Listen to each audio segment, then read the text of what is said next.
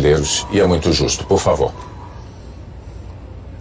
Eu quero agradecer a todos que votaram em mim pelo apoio, com a verdade. Então agradeço esses que acreditaram na verdade e confiaram no meu nome nas urnas. Presidente, nesses poucos minutos que nós queremos aproveitar aqui à sua disposição para acalmar os ânimos que andaram tão acirrados ao longo dessa campanha. No primeiro dia depois do segundo turno, o senhor disse aqui no Jornal Nacional que será um escravo da Constituição de 1988. No último sábado agora, na sua última aparição nas redes sociais, antes da eleição, o senhor estava com um exemplar da Constituição nas mãos e reiterou que todas as suas ações seguirão os postulados da Constituição.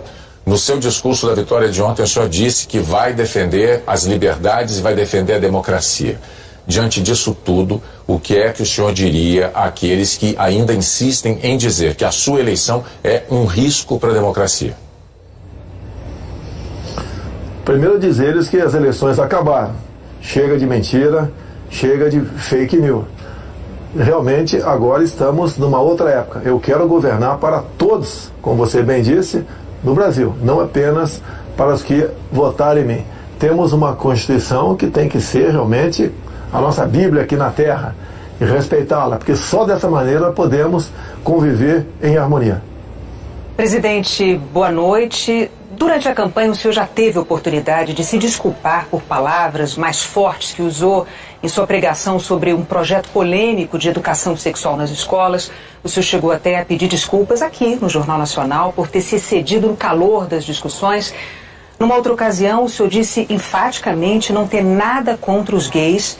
Depois disse que vai lutar contra aqueles que querem dividir o Brasil entre homos e héteros, entre brancos e negros, entre sulistas e nordestinos. Há relatos concretos sobre pessoas que têm agredido gays, verbal e fisicamente. Na campanha, o senhor repudiou o voto dos que usam a violência. Como presidente eleito, o que o senhor diria para aqueles que ousem ser preconceituosos e agressivos contra outro ser humano apenas por serem gays? A agressão contra um semelhante tem que ser punido na forma da lei. E se for por um motivo como esse, tem que ter a sua pena agravada. Agora, deixo bem claro, ganhei o rótulo por muito tempo de homofóbico. Na verdade, eu fui contra a um kit feito pelo então ministro da Educação, Haddad, em 2009 para 2010, onde chegaria nas escolas um conjunto de livros, cartazes e filmes, onde passariam crianças se acariciando e meninos se beijando. Não poderia concordar com isso. E a forma como eu ataquei essa questão é que foi um tanto quanto agressiva, porque eu achava até que aquele momento merecia isso. Bem, tivemos em parte sucesso, porque no ano seguinte a própria presidente Dilma Rousseff, depois de ouvir as bancadas evangélica e católica, resolveu recolher esse material, mas o rótulo ficou em cima de mim. E deixo bem claro que isso tudo aconteceu por ocasião, acredite, do 9º Seminário LGBT Infantil na Comissão de Direitos Humanos da Câmara, onde presente estava o então secretário de alfabetização do MEC, André Lázaro. E os senhores podem pegar as imagens no YouTube, onde ele dizia claramente que passou 3 meses discutindo até onde a língua de uma menina entraria na boca de outra menina para fazer o filme Beijo Lésbico para combater a homofobia. Então eu acredito que essa agressão contra a família e contra a inocência das crianças em sala de aula é que resultou, na minha forma, um tanto quanto violenta, concordo, para tentar demover o Ministério dessas cartilhas, desses filmes e desses cartazes. Presidente, o senhor sempre se declara enfaticamente, aliás, um defensor da liberdade de imprensa. Mas em alguns momentos da campanha o senhor chegou a desejar que um jornal deixasse de existir. É indiscutível que a imprensa não é imune a erros e nem a críticas. E isso vale para qualquer órgão da imprensa profissional. Mas também é fato que a imprensa livre é um pilar da democracia. Como presidente eleito, o senhor vai continuar defendendo a liberdade da imprensa e a liberdade do cidadão de escolher o que ele quiser ler, o que ele quiser ver e ouvir? Totalmente favorável à liberdade de imprensa. Temos a questão da propaganda oficial do governo, que é uma outra coisa. Mas aproveito um momento para que nós realmente venhamos fazer justiça aqui no Brasil.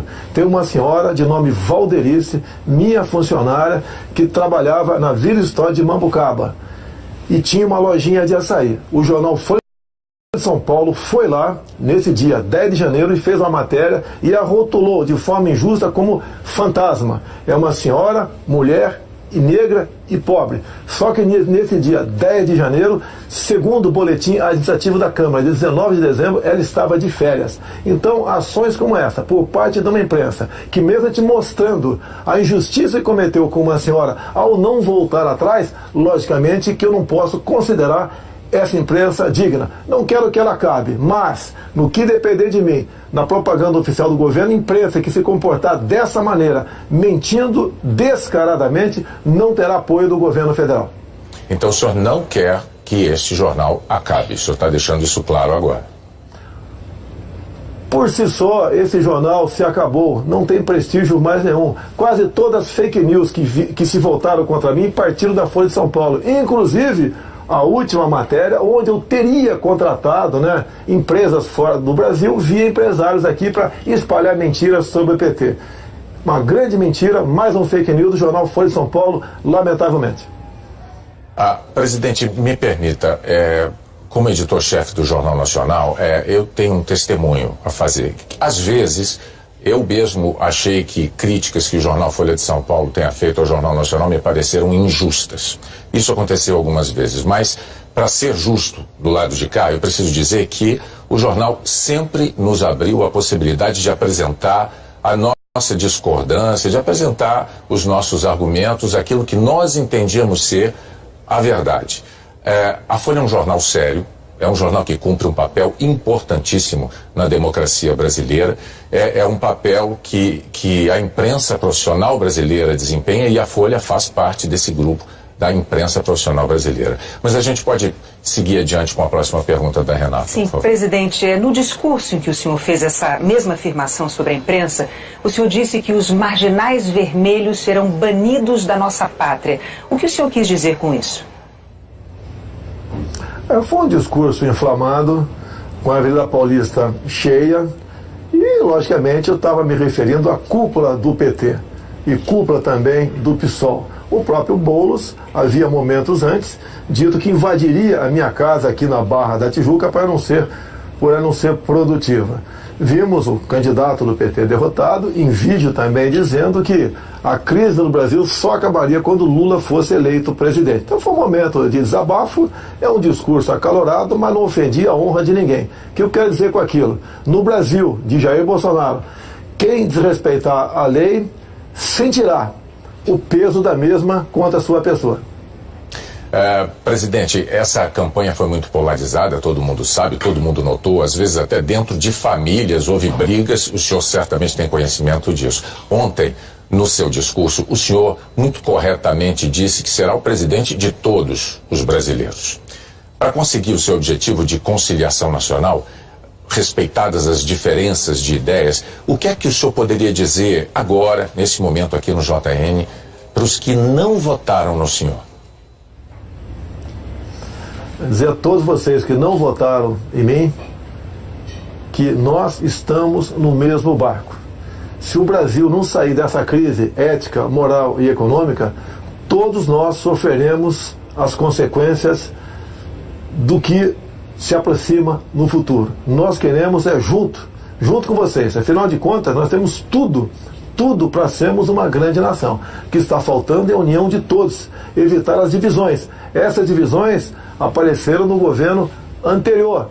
Nordestinos, sulistas, brancos e negros, ricos e pobres, homos e héteros. Isso nós vamos evitar. Vamos tratar todos iguais. Eu apelo àqueles que não votaram em mim. Nos dê oportunidade agora de mostrar que realmente nós podemos fazer uma política de modo que a felicidade se faça presente em nosso meio no futuro. Presidente, uma última pergunta. O senhor disse há pouco à Record e ao SBT que pensa em convidar o juiz Sérgio Moro ou para o Ministério da Justiça ou para o Supremo Tribunal Federal. Qual dessas duas funções o senhor prefere para ele?